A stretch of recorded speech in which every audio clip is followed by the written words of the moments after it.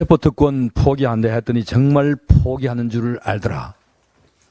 아마 이게 이재명 대표의 속마음일 것 같습니다. 이재명 대표는 국민들을 또 속이겠습니다. 어제 이재명 대표가 뜬금없이 무기한 단식을 선포했습니다.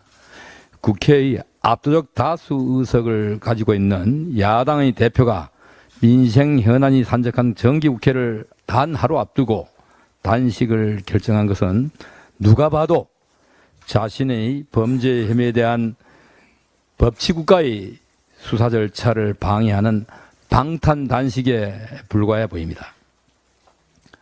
다수의 힘으로 패스트트랙 날치기 표결 등 민주주의 제도를 스스로 파괴해온 민주당이 약자 코스프레를 다시 시작하는데 분노하지 않을 수가 없습니다. 민주주의 파괴를 막아내는 마지막 수단은 방탄 단식이 아니라 이재명 대표의 사퇴일 것입니다.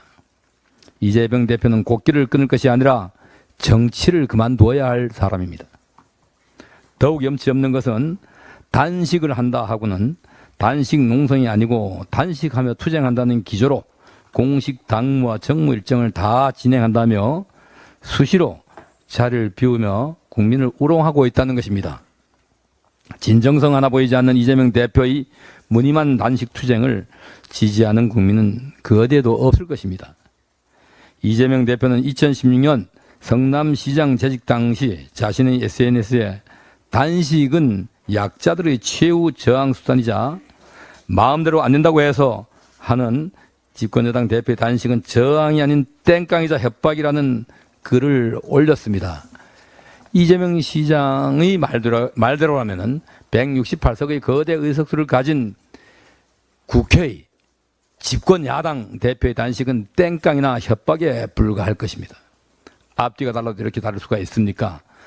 그때의 이재명의 말은 틀리고 현재의 이재명의 말은 맞습니까?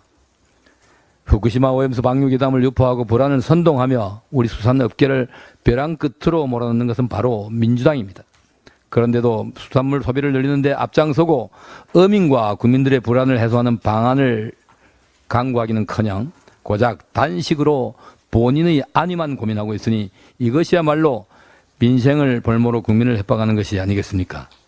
진정 민생을 일으키고 싶다면 국회 앞에 천막을 칠 것이 아니라 민생 현장에 나가 민주당의 괴담 정치로 피해를 입고 고통받는 국민들의 목소리부터 귀담아 들어주십시오.